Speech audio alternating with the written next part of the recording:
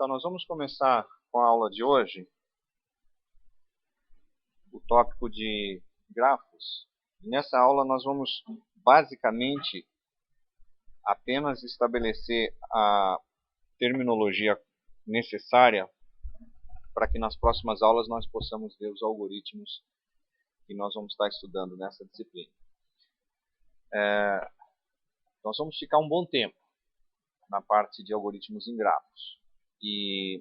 Então é interessante que nós não precisemos ficar voltando no conteúdo da aula de hoje para fins de recordação de terminologia e de representação. Então, a minha sugestão é que logo após a aula de hoje vocês leiam no livro-texto, livro do Corman, a parte de conceitos, definições e conceitos, e dá uma olhada também na parte de representação. Muitos de vocês podem já ter visto isso no MC 348, que geralmente é coberto. Então, uma boa parte disso aqui, para vários de vocês, pode ser meramente uma revisão do que vocês já viram lá. Então, a ideia é definirmos os vários termos e apresentar as formas mais usadas de representação. Então, em primeiro lugar, nós vamos definir grafo. E eu acho que talvez a coisa mais importante de se perceber aqui é que existe uma enorme diferença entre o que é um grafo e uma representação pictória dele. Então, nossa ideia não é apresentar grafo como sendo um desenho. Um desenho vai ajudar a visualizar o que é um grafo. Mas um grafo ele é, no fundo, uma estrutura topológica, ou seja, uma estrutura onde existem relações entre objetos que fazem parte dela.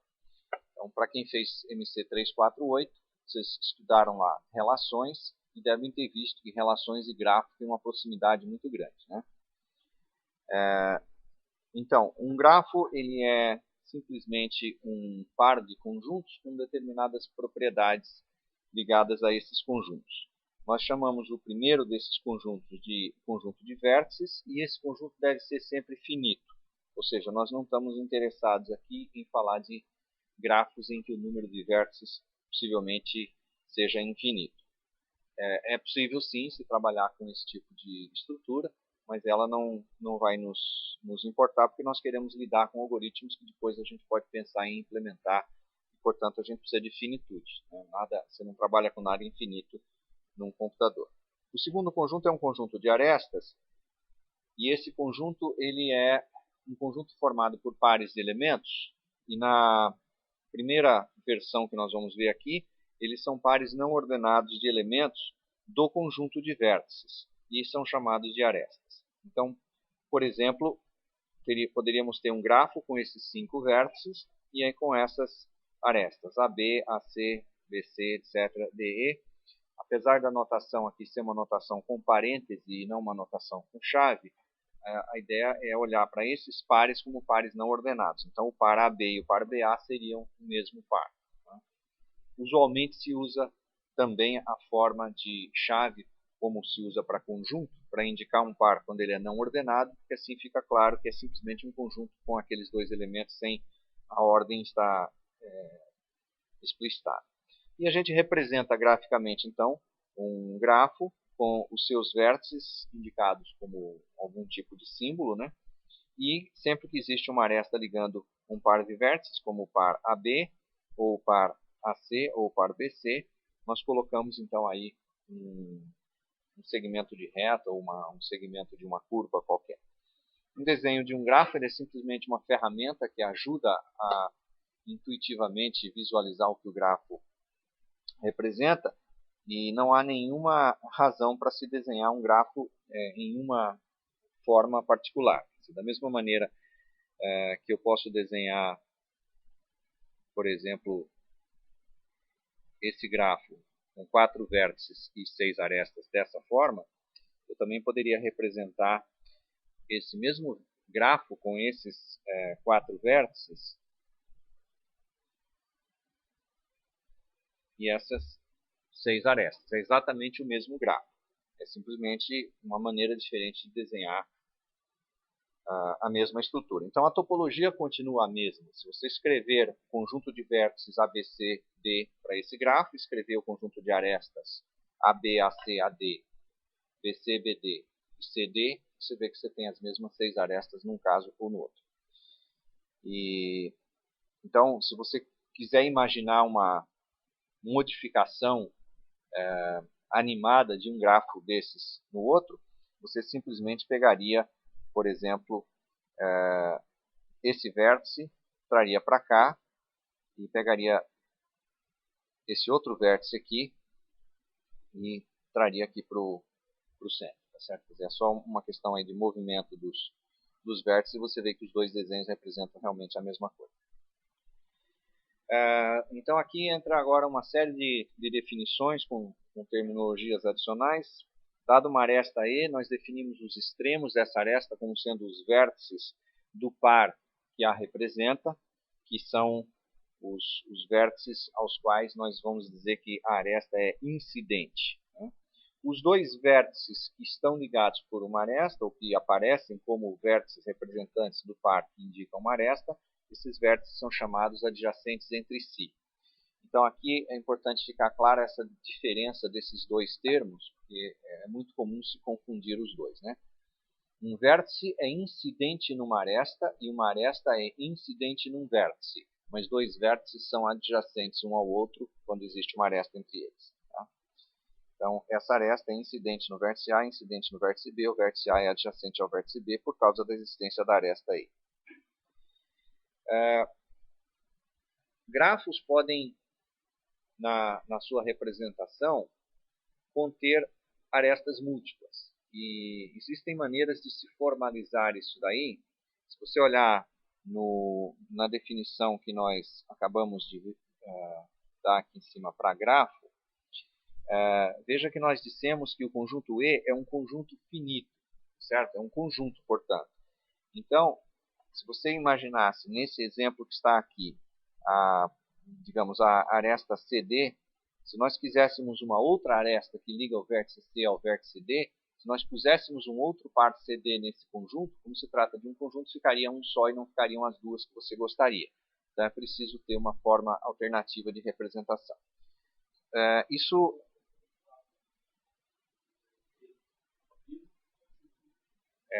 não vamos confundir os conceitos. Peso é outra coisa. O que nós estamos falando agora é exclusivamente da presença de múltiplas cópias de arestas no grafo.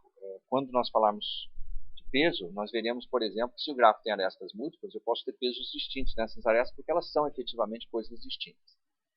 Então, normalmente o que se faz para formalizar a definição de grafos onde múltiplas arestas podem aparecer é lidar com uma forma alternativa de representação de grafo. Então você tem o conjunto de vértices, você tem o conjunto de arestas, e agora o conjunto de arestas é simplesmente um conjunto formado por nomes, identificadores dessas arestas. E nós criamos então uma função que mapeia cada aresta, através do seu identificador, no par de vértices que são os dois vértices incidentes nela. Tá? Então muda um pouquinho a forma de representação. Ao invés de ser um conjunto de pares, passa a ser um conjunto de identificadores de arestas e cada aresta passa a ser mapeada por uma função que faz parte da descrição do grafo no par de vértices que é incidente a ela. Então, isso é perfeitamente acomodado. Estou fazendo essa observação só porque você poderia se perguntar, mas se o segundo conjunto da descrição do grafo é um conjunto de pares, como é que eu represento arestas duplas, né, ou triplas? Nesse caso, não se usa essa forma de representação. E nós vamos particularmente estar interessados em grafos onde não existem arestas múltiplas, assim como também não existem laços. Então, o que é um laço? Né? Um laço é uma aresta que é incidente duas vezes ao mesmo vértice. E arestas múltiplas são arestas que têm o mesmo par de vértices incidentes nelas. E um grafo, então, vai ser chamado de simples quando ele não possuir nem laços, nem arestas múltiplas. Se você se lembra bem da forma apresentada para a descrição do conceito de grafo na outra disciplina, MC 348, você deve se lembrar que lá se fala sobre multigrafo e pseudografo. E é uma nomenclatura alternativa, mas ela geralmente é usada no contexto de quando você realmente precisa fazer essa distinção, porque você vai trabalhar simultaneamente com todos esses tipos de grafos, e aí, então ela é apresentada. Nós vamos trabalhar basicamente só com grafos simples, por isso a gente não vai se preocupar em ter um nome próprio para grafos com arestas múltiplas, grafos com laços, etc. Então, esse é um exemplo de um grafo que não é simples. Esse já é um exemplo de um grafo simples. Nós vamos usar a notação usual de cardinalidade de conjunto para falar do número de vértices e número de arestas. Então, esse exemplo aí desse grafo, ele tem 5 vértices e 7 arestas. E como nós vamos expressar a complexidade de algoritmos, como nós sempre vimos fazendo, como função do tamanho da entrada, é preciso ter o tamanho de uma entrada bem definido quando a entrada é um grafo.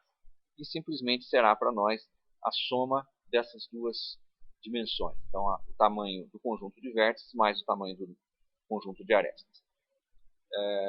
O conjunto de arestas pode ser zero, né? Ele pode ser vazio, e o tamanho dele pode ser zero, se você tiver simplesmente os vértices e nenhuma aresta presente. Ou ele pode ser um número bem maior do que o número de vértices se você tiver um grafo muito denso. Frequentemente, nos problemas que nós veremos, é necessário que você identifique subestruturas de um grafo que também são grafos em si mesmas. Então, é isso que a gente vai chamar de um subgrafo. Então, dado um grafo G, de conjunto de vértices V e conjunto de arestas Z, H é um subgrafo quando, em primeiro lugar, ele é um grafo. Então, ele tem que ser um grafo, ele não pode ser simplesmente deixa eu escolher aqui alguns vértices e vou escolher mais algumas arestas e pronto. Se eu não tiver escolhido todos os vértices que são extremos das arestas que eu escolhi, essa estrutura não é um grafo, porque para ser um grafo, o segundo conjunto tem que ser formado por pares elementos do primeiro conjunto. E, além de ser um grafo, tem que ser um grafo que está contido no outro. Então, o seu conjunto de vértices tem que estar contido no conjunto de vértices do grafo maior, e o seu conjunto de arestas tem que estar contido no conjunto de arestas do grafo maior. Esses dois grafos da direita nessa figura são subgrafos do grafo G. Só que o subgrafo da direita ele tem uma característica interessante. Todos os vértices do grafo G aparecem no grafo da direita. E o vértice E não aparece no grafo do meio. Então, nós vamos chamar de subgrafo gerador todo subgrafo H de um grafo G que tenha todos os vértices de G nele. Esse termo gerador ele é apropriado pelo seguinte. Quando você toma um subgrafo, ele pode conter um certo subconjunto do conjunto de vértices do grafo original e algumas arestas apenas. Se nós quisermos expandir esse grafo, mantendo-o como subgrafo do grafo original, sem aumentar o número de vértices, mas pegando o máximo de arestas que eu possa para os vértices que eu já escolhi, esse processo chama-se produção do subgrafo induzido. Então, se eu tenho um conjunto de vértices, o subgrafo induzido por esse subgrafo é o subgrafo do grafo original que seja maximal com relação ao número de arestas. O número de vértices permanece o mesmo, mas eu vou pegando tantas arestas quanto eu posso até não conseguir pegar mais sem deixar de ser subgrafo do grafo anterior. Então, o subgrafo gerador ele é sempre um subgrafo que tem por grafo induzido dele o próprio grafo original, porque ele justamente tem todos os vértices. Então, se eu expandir, ou seja, ele gera o grafo original, por isso ele é chamado de subgrafo gerador, ele gera o grafo original se eu fizer a produção do seu grafo induzido. E o grafo induzido é o grafo que você obtém a partir de um subgrafo, tomando todas as possíveis arestas para o conjunto de vértices que ele já contém. Então, por exemplo, nesse caso aqui, se eu tomasse desse grafo da esquerda apenas os vértices A, C e B, e digamos que eu escolhesse a aresta de A para C e não escolhesse nenhuma aresta adicional a essa, esse subgrafo daí, legitimamente um subgrafo de G, ele não é induzido, porque eu posso aumentá-lo se eu colocar as duas arestas que estão faltando e que são arestas ligando esses mesmos vértices no grafo G. Então, o que é o subgrafo induzido? É esse daqui, certo? Se o vértice E também estivesse presente, aí eu precisaria pegar para o subgrafo induzido também a aresta CE. Então, o subgrafo induzido é isso. Tá?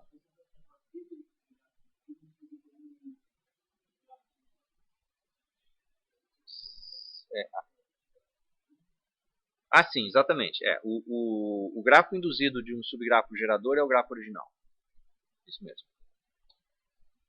E, obviamente, que um subgrafo gerador ele pode ser muito vazio de arestas, né? Na verdade, eu não preciso ter aresta nenhuma num subgrafo gerador, mas eu preciso ter todos os vértices, sempre. Tá?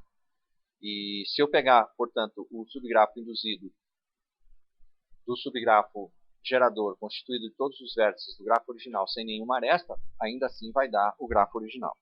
Certo? Muito bem.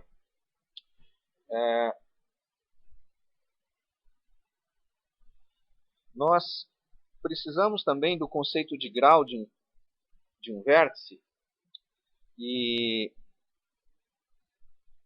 Então tem duas formas de frasear essa definição. Né? Uma delas é dizer o seguinte: o grau de um vértice é o número de incidências a esse vértice. E a outra forma é dizendo: o grau do vértice é o número de arestas que incide nele, e eu vou contar eventuais laços mais de uma vez. Eu prefiro a outra forma, não essa que está redigida aqui nesse slide. Né? O número de incidências. Porque assim eu já estou dizendo tudo numa frase só. Uma aresta que não é um laço, ela incide uma vez só. Um laço incide duas vezes, então por isso você vai contar duas vezes. Então o grau do vértice A é 2, o grau do vértice B é 3, o grau do vértice D, 1, 2 e 3, 5, o grau do vértice E, 4, o grau do vértice C, 6, porque eu tenho 4 arestas incidentes nele uma única vez, e mais o laço que incide duas vezes. E esse teorema, né, chamado o teorema do aperto de mão, ele basicamente está dizendo o seguinte: se você tem um grafo arbitrário, você olha para os graus de todos os vértices desse grafo, você soma esses graus, você então vai ter duas vezes o número de arestas. Uma das... Oi? O que tem? Não, eu vou fazer agora, você acredita? Então, nós podemos fazer rapidamente a prova desse... Deixa eu diminuir o tamanho dessa caneta aqui. Tá?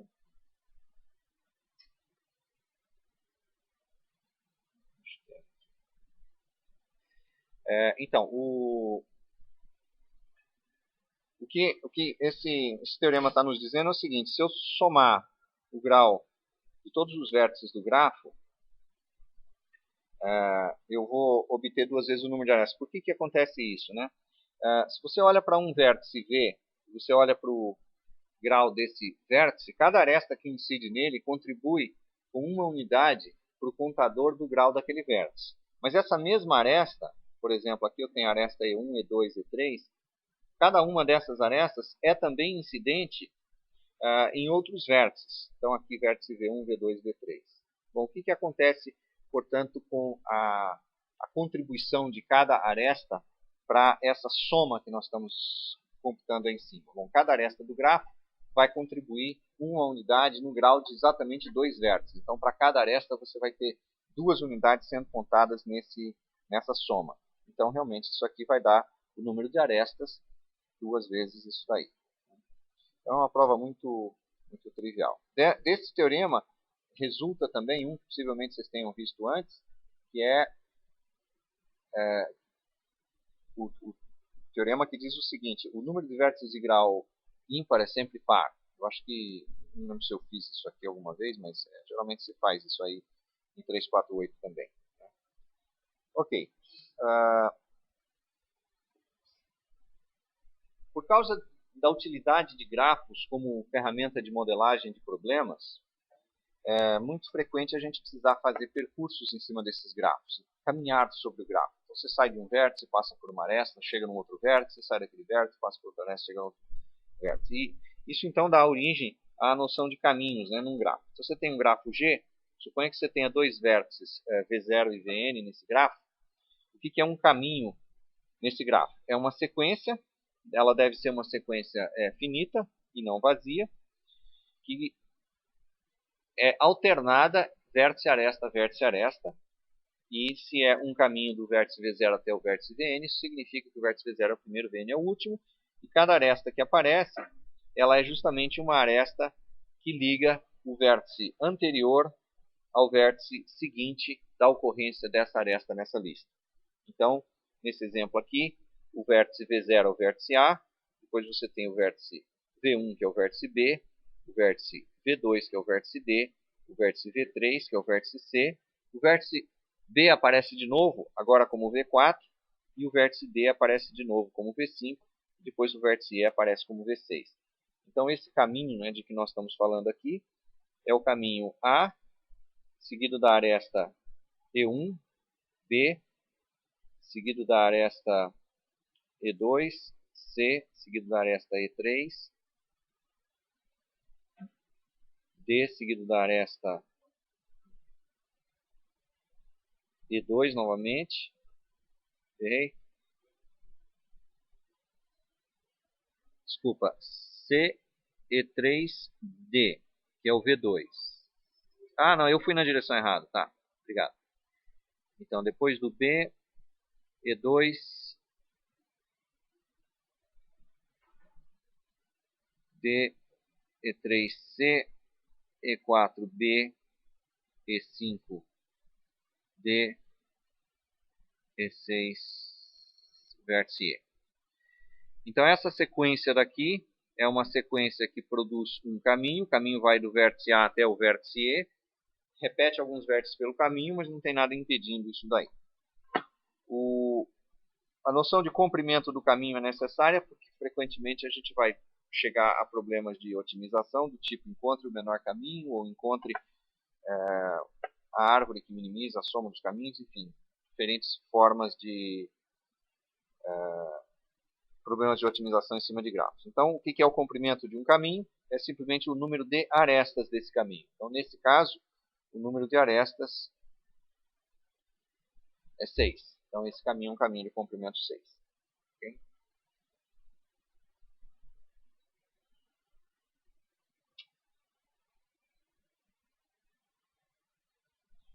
Muito bem. Da mesma maneira que grafos simples são interessantes, caminhos simples também são interessantes porque eles desnecessariamente fazem, caminhos não simples desnecessariamente fazem múltiplas passagens, né, por vértices intermediários, e isso em muitas aplicações é um desperdício. Então caminhos simples costumam ser mais interessantes. E nós chamamos de ciclos, ou caminho fechado, ou às vezes chamamos também de circuito, num grafo, um caminho onde o vértice inicial e o vértice final é o mesmo. Veja que ciclo e caminho fechado, ou circuito, pode ser para caminhos não simples também. Né? Quando nós falamos de ciclos que não repetem vértice, exceto o primeiro e o último, se dissermos ciclo simples ou circuito simples, estamos nos referindo a caminhos em que não existe nenhuma outra repetição, exceto a do primeiro e do último vértice, que são iguais. Então, um caminho simples nesse grafo aqui seria este caminho, enquanto que um ciclo poderia ser ABCA, esse que está marcado nesse desenho, mas eu também poderia fazer A, B, B, C, E, D, C, A. Ou seja, eu poderia fazer um circuito que passa duas vezes aí por mais de um desses vértices, certo?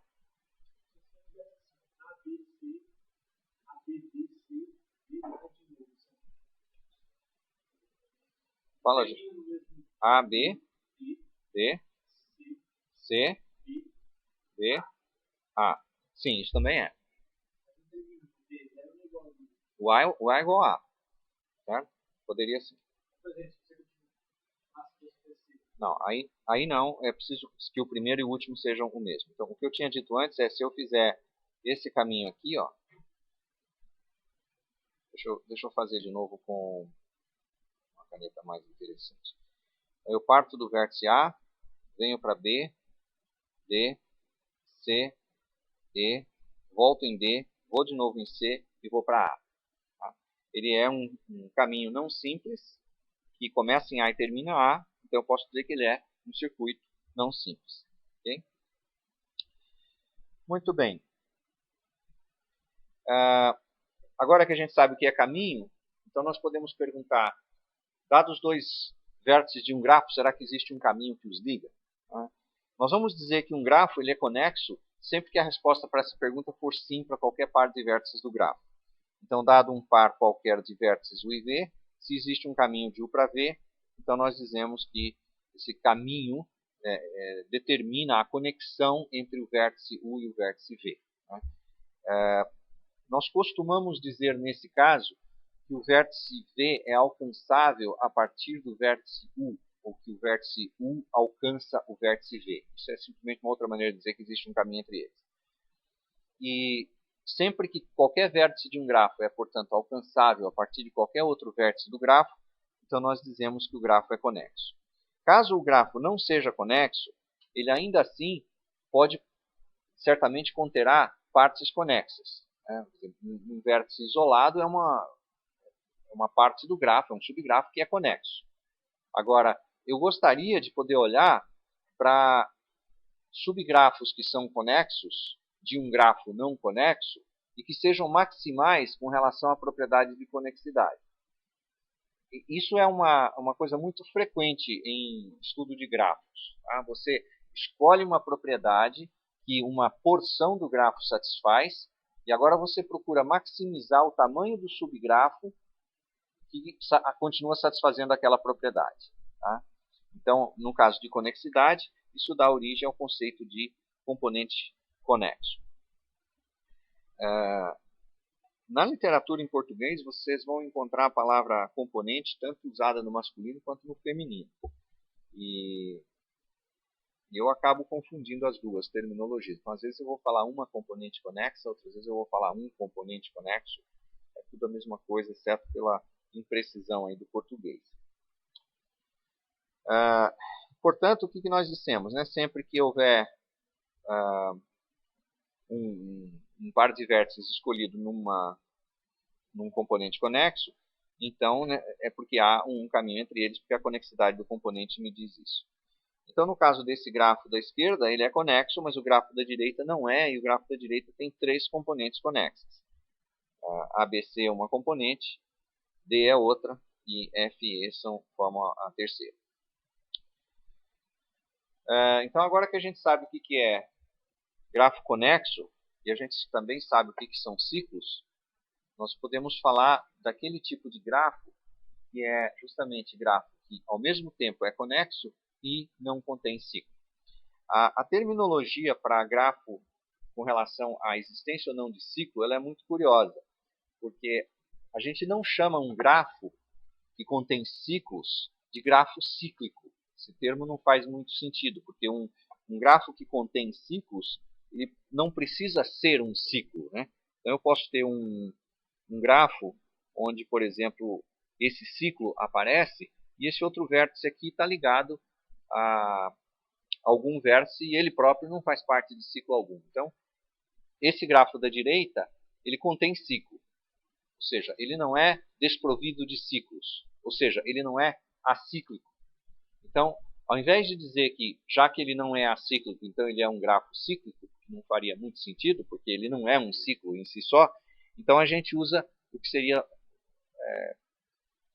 talvez dispensável no outro contexto, que é a dupla negação. Então a gente diz que esse grafo aqui é não acíclico.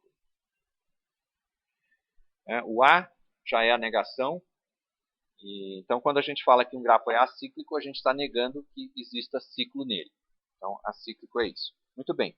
Então o que é a definição de árvore? Árvore, então, é justamente um grafo que é ao mesmo tempo conexo e acíclico. Ele não possui ciclos. E se ele for um grafo que não é conexo, mesmo sendo acíclico, ele não é chamado árvore, da mesma forma que se ele for um grafo acíclico, mas não for o contrário do que eu falei, né? Se ele não for acíclico e for conexo, não é árvore, e se ele não for conexo e for acíclico, também não é árvore. Isso, é o que vai aparecer em seguida, né? Então, aqui eu vou deixar um pequeno exercício para vocês, que é demonstrar a equivalência dessas afirmações. Tá? Então, a definição de árvore é essa que está dada nas duas primeiras linhas. Então, você já sabe o que é, que caracteriza o primeiro desses bullets, desses itens aí, o número 1 deles. Né? Veja que o segundo diz o seguinte, olha, eu vou pegar uma parte dessa definição, que é a parte do conexo, mas eu não vou falar que o grafo é acíclico. Tá? Esse eu vou dizer apenas o seguinte, o número de arestas é 1 a menos do que o número de vértices. Então você provaria a equivalência da primeira com a segunda, provando que, sendo conexo e tendo exatamente V menos 1 arestas, isso é a mesma coisa de ser acíclico, já que ele é conexo. Tá?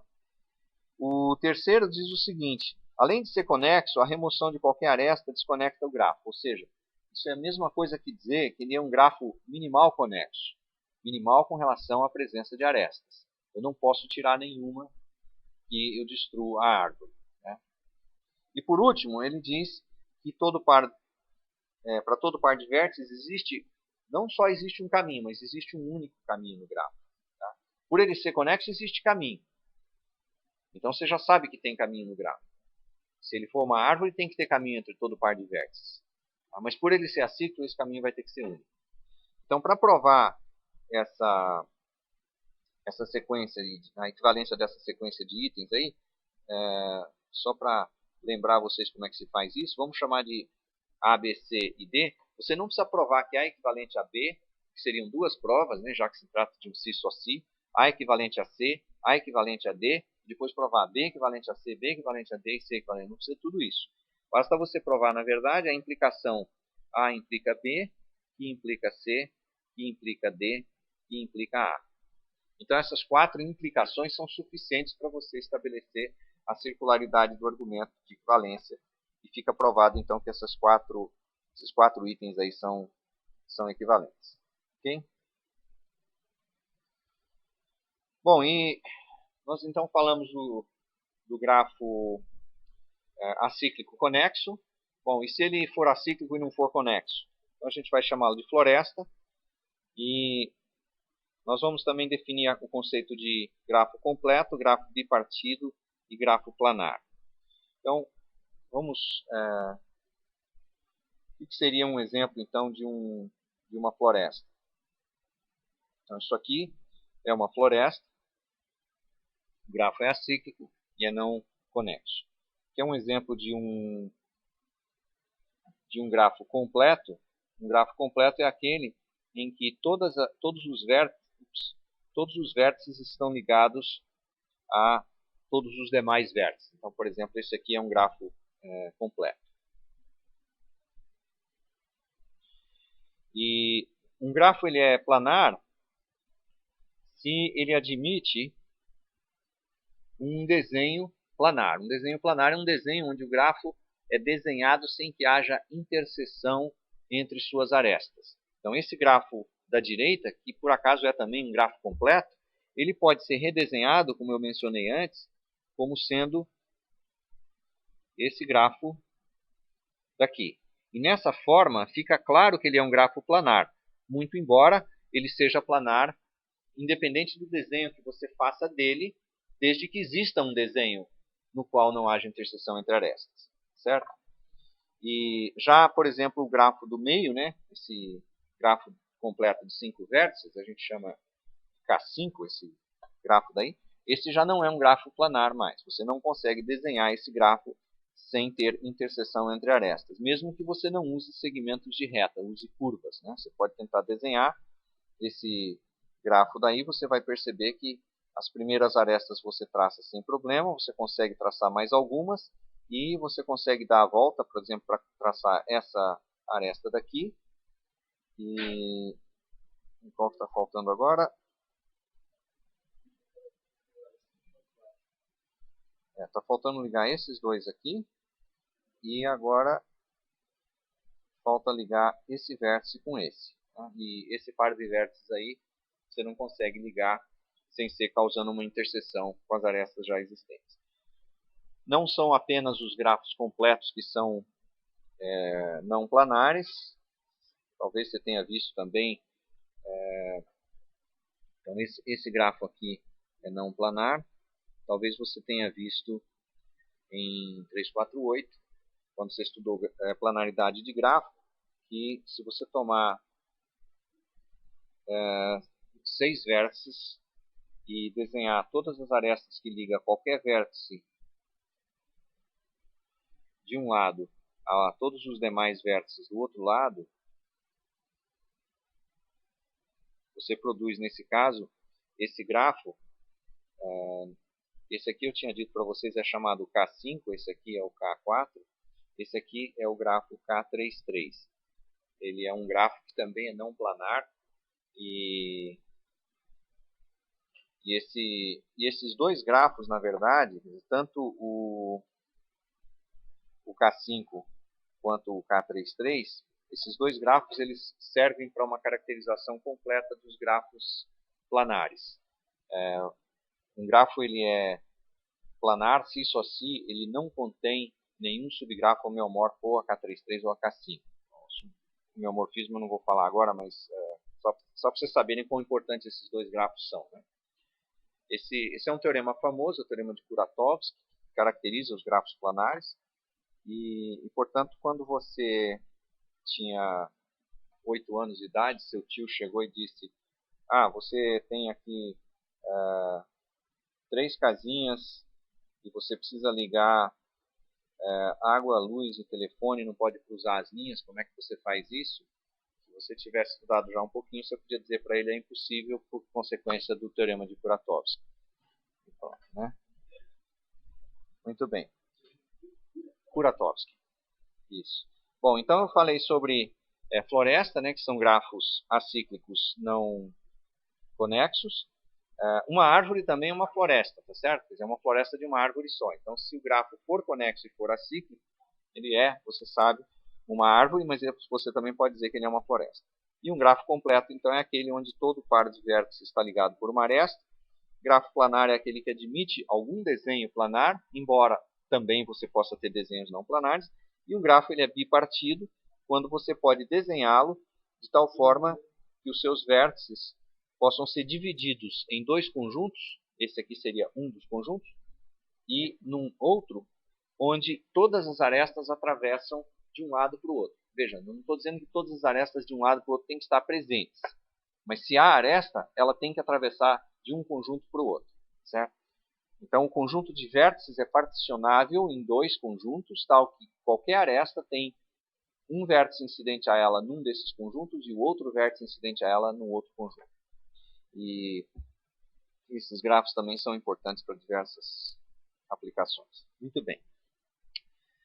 Tudo o que nós falamos até agora pressupõe que na definição inicial de grafo os pares sejam não ordenados. E quando os pares são ordenados? Nós temos, então, o que a gente chama de grafo orientado. Tá? Então, um grafo ele é orientado simplesmente se nós estabelecemos uma ordem para o par de vértices que é incidente a cada uma das arestas do grafo. Então, o resto, tudo que a gente falou, praticamente fica igual. Né? Tem algumas coisas que não requerem um tratamento especial em grafo orientado. Por exemplo, conexidade. Tá? Nós dizemos que um grafo ele é conexo se a versão não orientada desse grafo é conexo. Então, não se usa a direção das arestas na definição de conexidade. É claro isso? Não se usa a orientação das arestas para verificar se um grafo é conexo. A noção de conexidade é para grafo não orientado. Então, se eu tiver um grafo orientado, por exemplo, esse desenho daí, removendo, ignorando a orientação das arestas, ele é um grafo não orientado e ele é conexo. Então, eu digo que esse grafo orientado é conexo, porque o grafo subjacente é conexo. O grafo subjacente é aquele grafo que você obtém do grafo orientado, ignorando a direção das arestas. Tá? Então, no grafo orientado, simplesmente os pares passam a ser ordenados e, portanto, a aresta que aqui está indicada de B para C é uma aresta distinta da aresta que vai de C para B. Certo? Essas duas arestas não são o que antes a gente chamava de aresta múltipla. Tá? Para um grafo orientado ter aresta múltipla, é necessário que o par ordenado apareça duplamente. Então você precisaria ter, por exemplo, nesse caso aqui, a aresta DE aparece uma vez. Se aparecesse uma outra aresta de D para E, então você teria um grafo orientado com aresta múltipla. Como às vezes a gente precisa distinguir que tipo de grafo nós estamos trabalhando, às vezes a gente chama um grafo no sentido original que a gente estava vendo até agora, de grafo não orientado. Só para enfatizar, esse grafo não tem orientação entre as arestas, os seus pares de vértices que representam arestas não são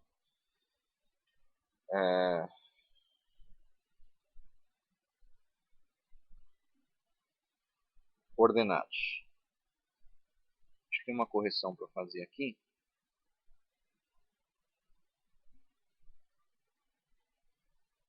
Isso aqui é simplesmente um sinal de menos. Muito bem, já eu chego lá. Então, se você tem uma aresta num grafo orientado, e a aresta é representada pelo par de vértices UV, como esse par é ordenado, eu vou usar a nomenclatura. A aresta E sai do vértice U. Vou escrever isso também, né? Então dizemos que a aresta E sai de U e entra em V. Então, com essa noção, eu consigo, na linguagem coloquial de referência à aresta, já inserir a orientação só com a terminologia utilizada. Nós chamamos de grau de saída, denotado por D+, de um vértice V, ao número de arestas que saem desse vértice. Tá? E isso daqui é uma especialização da noção de grau que a gente falou antes. Grau de entrada, denotado por D-, é o número de arestas que entram no vértice.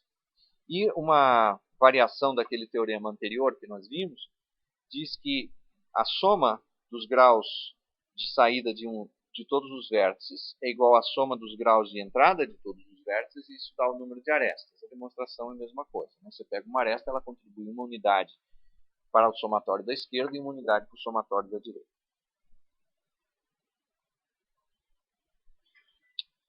A noção de caminho em grafo, quando o grafo é orientado, ela depende da orientação das arestas. Ou seja, eu não posso andar pela contramão. Eu não posso andar sobre uma aresta no sentido inverso da direção dela. Então, a sequência que define um caminho orientado, né, num grafo orientado, é, seguindo a mesma forma de representação de antes, vértice, aresta, vértice, aresta, vértice. Então é preciso que a aresta que se segue a um vértice saia do vértice da esquerda e entre no vértice da direita, isso para todas as arestas.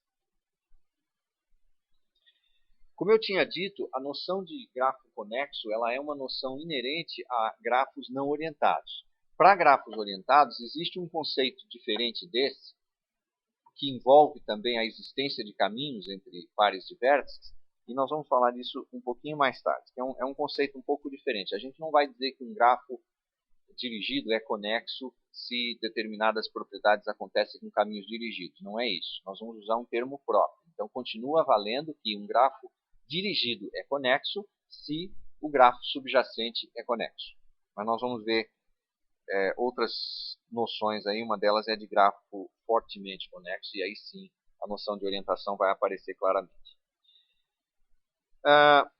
Como grafos servem para modelar vários tipos de problemas, por exemplo, eu posso usar um grafo para denotar, para modelar o problema de distribuição de água na cidade de Campinas. E eu posso ter adutoras com diferentes capacidades. Então, embora eu facilmente possa representar na forma de um grafo, onde os vértices são pontos de conexões entre adutoras e os canos, as adutoras são as arestas, eu preciso também representar essa questão da capacidade. Se as capacidades fossem inteiras, eu até poderia lidar com um grafo com arestas múltiplas, onde eu simplesmente multiplico o número de arestas para poder chegar a uma representação da capacidade maior de uma aresta se comparada com outra. Mas é muito mais simples deixar uma aresta só e associar a ela alguma ponderação. Né? Então a ponderação é simplesmente um número que se atribui a cada aresta. Então isso aqui pode ser pensado como uma função do conjunto de arestas em algum contradomínio. Em geral, esse contradomínio ou é o conjunto dos números naturais, ou inteiros, ou racionais, reais, enfim. Essa ponderação, ela, dependendo da aplicação, usa vários nomes. Nós podemos chamar de peso da aresta, quando isso traduz, vamos dizer, uma noção de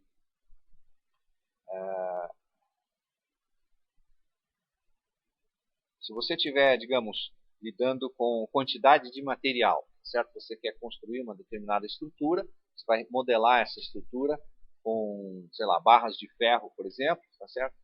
E então pode fazer perfeito sentido falar em peso da aresta, porque você está representando o peso daquela estrutura de conexão ali. Se você estiver lidando com uma modelagem de um problema que envolve custo para se atingir de um ponto ou outro, né? Por exemplo, para modelar um percurso de um viajante entre um certo conjunto de cidades. Você tem o custo de translado de um lugar para o outro, pode ser pedágio, pode ser qualquer coisa. Então a gente fala em peso da aresta, em custo da aresta, em capacidade da aresta, todos esses termos podem aparecer. Tá? E de forma geral, então, a gente diz que um grafo ele é ponderado quando está associado um valor, geralmente um valor real, a cada uma das arestas. Então esse grafo daí está ilustrando esse conceito. E nesse processo então de modelagem, né, a gente pode modelar conexões entre cidades por estradas ou uma rede de computadores. E no momento que você é capaz de desenvolver um algoritmo que resolve um problema em gráfico, você pode estar com isso resolvendo uma infinidade de problemas reais, se cada um desses problemas pode ser modelado como um grafo e se a pergunta que você quer fazer na situação real coincide com a pergunta que você fez no problema enunciado como grafo. Então, é extremamente útil estudar, ainda que parecendo um estudo abstrato, o desenvolvimento de algoritmos em cima de grafos, para várias coisas. Essa é a nossa principal motivação. Então, por exemplo, eu posso estar interessado em determinar caminho mínimo num grafo, ou seja, dado um conjunto de cidades, se eu conheço a distância entre elas, isso aqui eu posso pensar como custo. Se eu tiver duas cidades A e B, eu posso estar interessado em determinar um caminho mais curto de A para B. E, obviamente, se eu fizer isso no contexto de gráfico, depois eu posso aplicar em diversas outras situações. Nós vimos o que é subgrafo gerador. O que é uma árvore geradora? É um subgrafo gerador que é uma árvore. Dentre as árvores geradoras de um grafo, que eu posso ter muitas delas, obviamente, se esse grafo é um grafo ponderado, dentre todas as possíveis árvores geradoras desse grafo, eu posso estar interessado naquela que soma o menor total dentre os pesos das arestas que fazem parte dela. Então, isso é o problema da determinação da árvore geradora de peso mínimo, ou às vezes chamada árvore geradora de custo mínimo. Então, por exemplo, uma aplicação seria, dado um conjunto de computadores, cada par de computadores pode ser ligado usando uma certa quantidade de fibra ótica, eu posso estar interessado em encontrar uma rede que os interconecta e que usa a menor quantidade de fibra possível.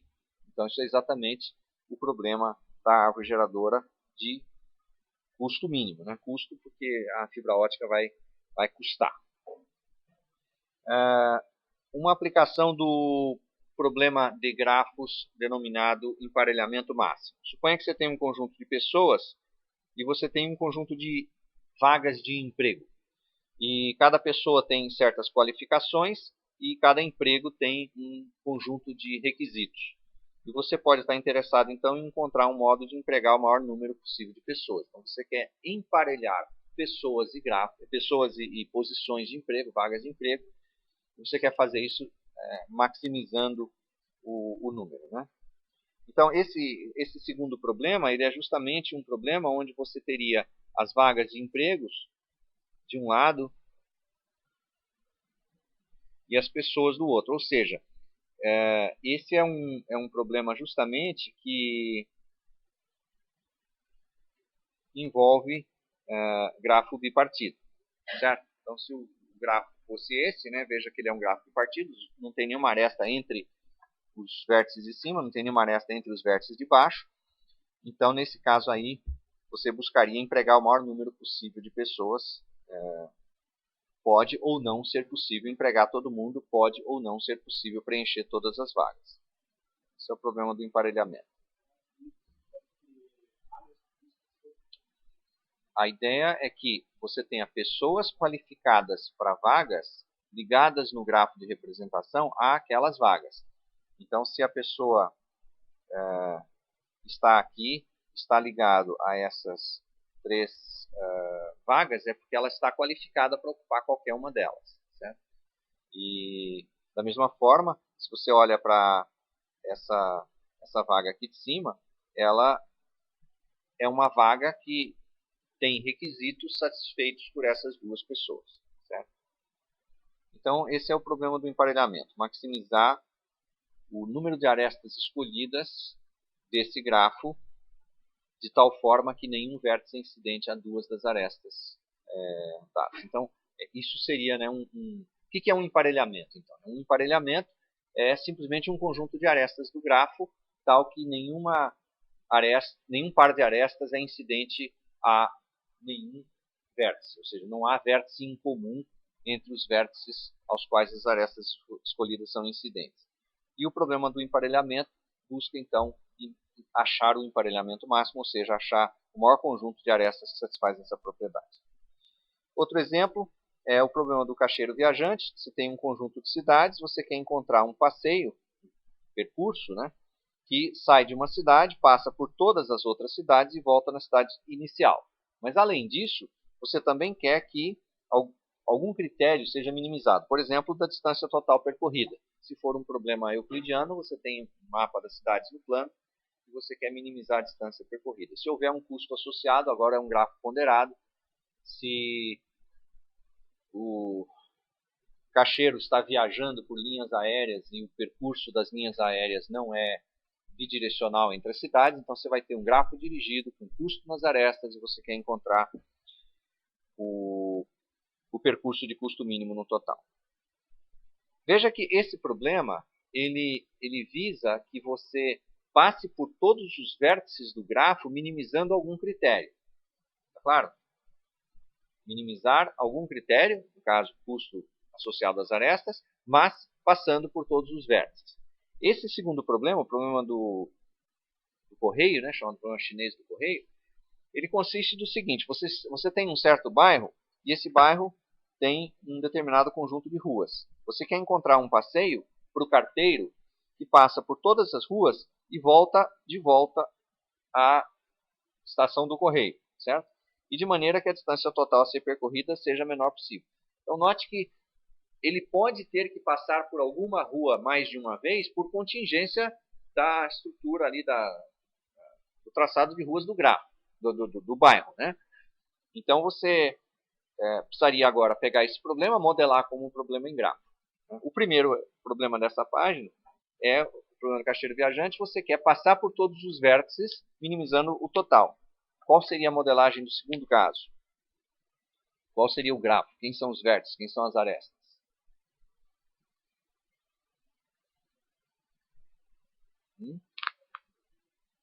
Cada rua seria uma aresta, mas quais são os vértices?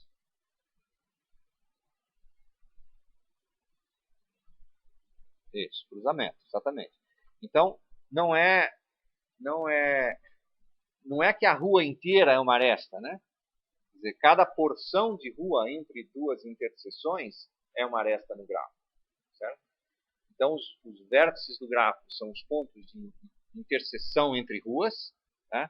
Ou se você tiver alguma rua que começa no limite da cidade, você coloca um vértice ali, e as arestas, então, são as conexões entre esses vértices. E o problema aqui é determinar uma maneira de você passar por todas as arestas, pelo menos uma vez, minimizando a distância total percorrida. Então, você atribui a cada aresta um custo proporcional ao comprimento daquela porção de rua, e agora você quer achar um caminho que passa por todas as arestas e que minimiza essa soma dessas distâncias. Certo?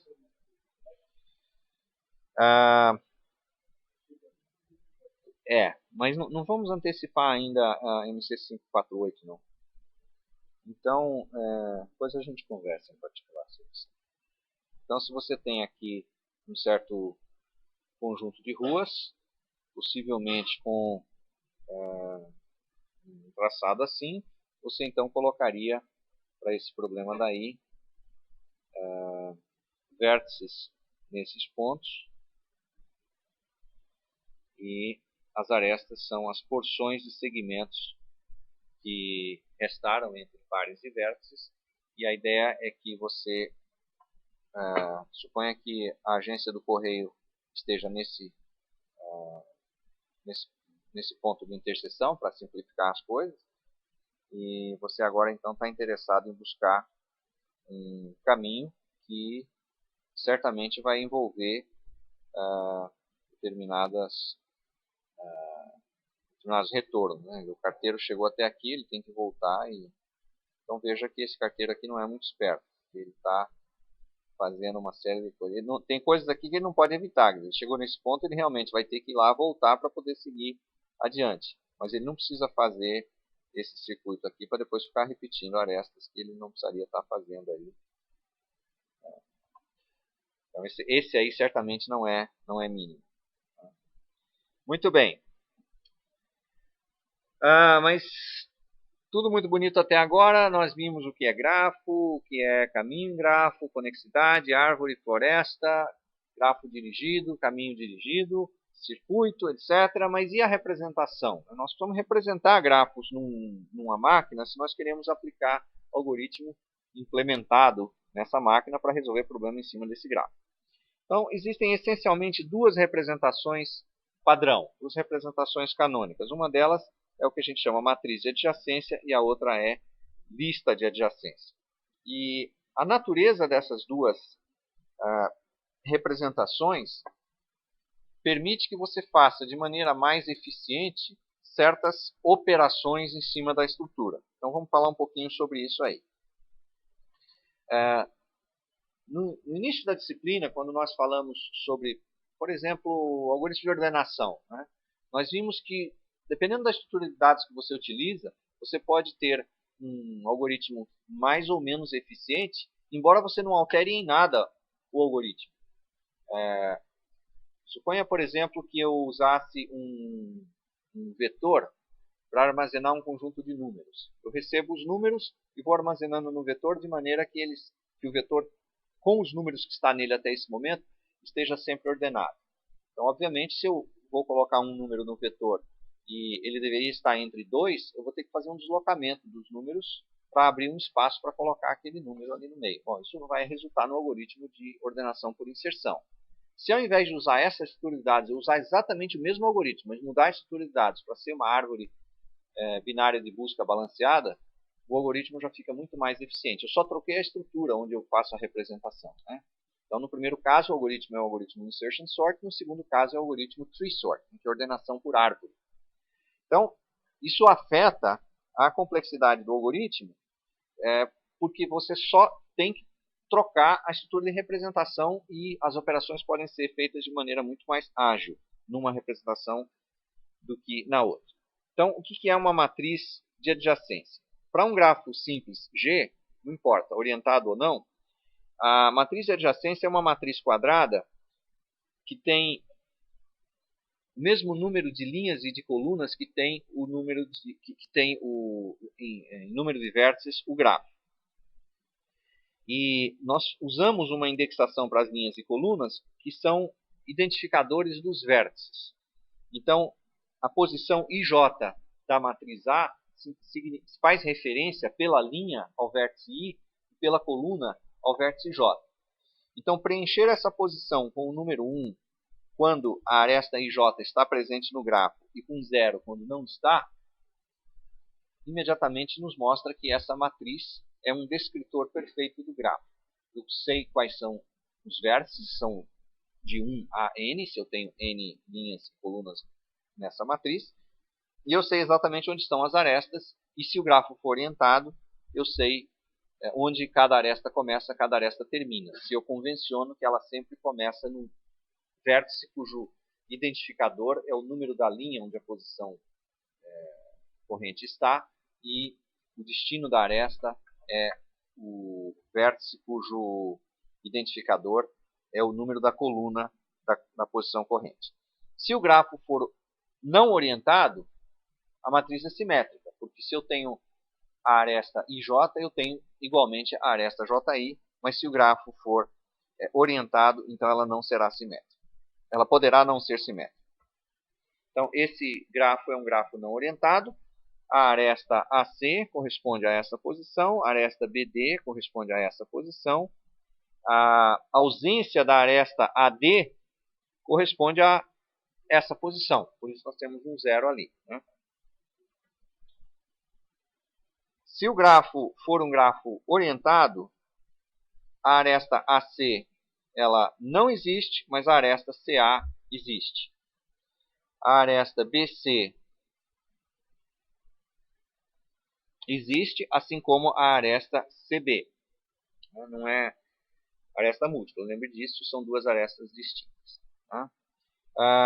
Se você olhar para a coluna E, você percebe que não existe nenhuma aresta que chega ao vértice, que entra, né, no vértice E. Tá? E se tivéssemos, temos de fato uma linha só de zeros, isso significa que não tem nenhuma aresta que sai do vértice A. Okay? A segunda forma de representação, novamente para um grafo simples, não importa se orientado ou não, é a da lista de adjacências.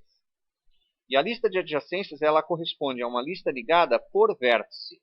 Então, a cada vértice você tem uma lista de adjacência e nessa lista estão os vértices adjacentes a esse vértice. Então, o vértice W vai aparecer na lista de adjacência de V se VW for uma aresta. E nessa lista, não importa a ordem, porque o identificador vai estar armazenado no registro que está fazendo parte da lista. Então, para esse grafo não orientado, se você olhar para a aresta AC, ela está te dizendo que C vai ter que aparecer na lista de A. E, igualmente, A vai ter que aparecer na lista de C, porque se trata de um grafo não orientado. A ausência da aresta AD significa que D não aparece na lista correspondente a A, da mesma forma que A não aparece na lista correspondente a D. Já se o grafo fosse orientado, como não existe nenhuma aresta que parte de A, a lista de A é vazia. Se olharmos para a aresta BC, então o vértice C aparece na lista de B e o vértice B aparece na lista de C. E assim por diante. Tá claro?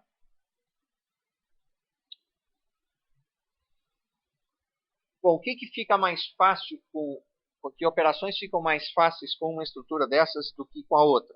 Por exemplo, na matriz de adjacência, se eu quero descobrir se uma aresta existe, a aresta do vértice I ao vértice J, eu vou na linha I, coluna J e olho o valor daquele bit. Se for 1, tem aresta. Se for 0, não tem.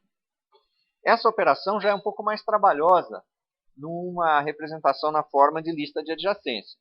Se eu quiser descobrir se uma certa aresta está presente, eu preciso visitar todos os nós da lista ligada do vértice de origem para saber se a aresta está lá. Então, o custo em tempo da operação de determinação se uma aresta de I para J existe na matriz de adjacência é O de 1. Na lista de adjacências é O do grau do vértice de origem, porque eu posso ter que percorrer a lista inteira. Na lista de adjacências, por outro lado, é fácil descobrir quais são todos os vértices adjacentes a um determinado vértice.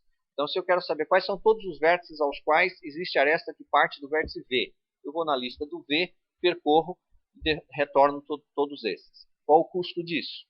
Grau de saída de V. Já numa matriz de adjacência, eu vou ter que percorrer a lista inteira da linha correspondente, eu vou ter que percorrer, desculpa, o vetor inteiro da linha correspondente a V, e ele pode estar repleto de zeros. Então, o tempo necessário para determinar quais são os vértices aos quais existe aresta chegando, que parte de V, é proporcional ao número total de vértices do grafo, e não o número de vértices adjacentes ao vértice V. Questão de espaço de armazenagem. A matriz de adjacência ela requer que nós tenhamos O de V, exatamente cardinalidade de V, linhas e arestas, portanto ela é uma estrutura de representação de tamanho quadrático no número de vértices do grafo, independente do número de arestas. E por isso, para grafos densos, onde o número de vértices, o número de arestas é o quadrado da ordem do quadrado do número de vértices, a matriz de adjacência é muito conveniente. Se o grafo, porém, for esparso, e a gente define esses conceitos dessa forma, né, o número de arestas da ordem do número de vértices, então é mais interessante, sob o ponto de vista de economia de espaço, utilizar uma lista de adjacência. Note que isso não é determinante para a escolha da estrutura adequada, porque, em geral, você está igualmente preocupado com todas as formas de recursos despendidos pelo algoritmo, não só espaço, também tempo. Então, se é mais interessante usar uma matriz de adjacência para ficar mais rápido, embora o grafo seja esparso, você paga o preço dessa alocação a mais de espaço de representação para poder ter direito de fazer as operações mais interessantes de maneira mais rápida. Essas não são as únicas formas de representação, mas são as mais usadas. Existe, por exemplo, também a matriz de incidência, e essa daí tem número de linhas igual ao número de vértices, número de colunas igual ao número de arestas, e ela também é útil em determinadas aplicações pela agilidade que certas operações podem ter, e isso pode melhorar determinados algoritmos. E todas elas podem ser adaptadas para representar grafos ponderados, né?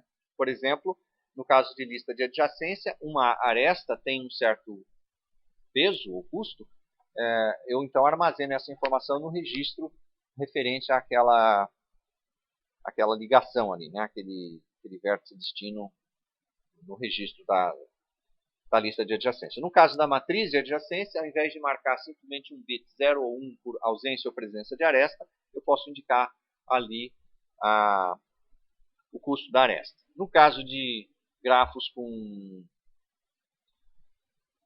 arestas múltiplas, a coisa complica um pouquinho mais, mas também é solúvel, né? Eu posso marcar num registro que esteja numa determinada posição todas as arestas que estão do vértice representado pela linha até o vértice representado pela coluna, os seus respectivos pesos e tudo mais. Complica um pouco, mas é possível se fazer essas adaptações.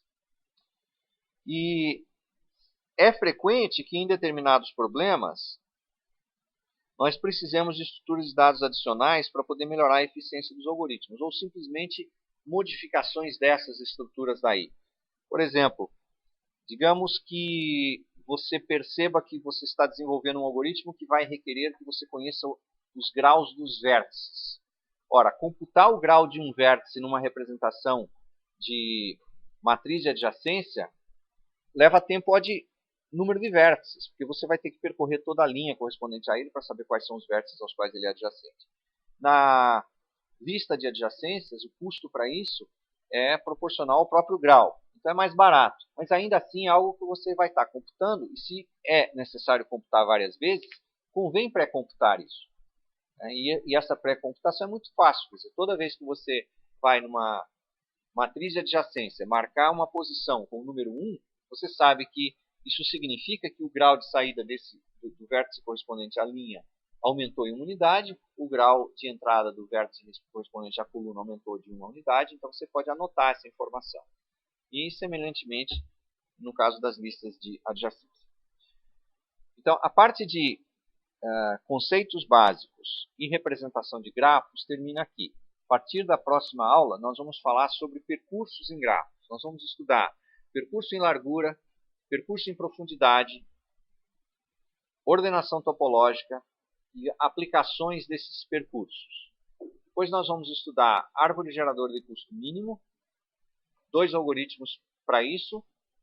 Vamos revisitar o tópico de algoritmos gulosos, porque, como ele tinha mencionado na aula passada, realmente eu tinha comentado que haveria um outro algoritmo, só que não era fora do contexto de grafo, e é justamente o algoritmo de construção de árvore geradora mínima. E depois, o tópico de caminhos em grafos, que tanto é para caminhos em grafos não dirigidos, como para caminhos em grafos dirigidos, para grafos acíclicos, grafos com ciclo, caminhos entre pares de vértices específicos, caminhos entre todos os pares possíveis de vértices, etc. Então tem bastante coisa para a gente ver pela frente e algoritmos em grafo então se torna daqui até o final da disciplina o único tópico com o qual a gente vai estar trabalhando. Tá bom? Eu tenho um tópico que é interessante cobrir nessa disciplina, que é o de redução entre problemas, que está previsto no final da ementa, na minha página, e que seria o tópico que eu usaria para cobrir eventuais aulas que estejam ainda disponíveis. Se ainda assim houver alguma aula mais disponível, ela vai ser usada como aula de exercício. Não será cancelada a aula alguma. Tá bom? Ok, então obrigado, até a próxima aula.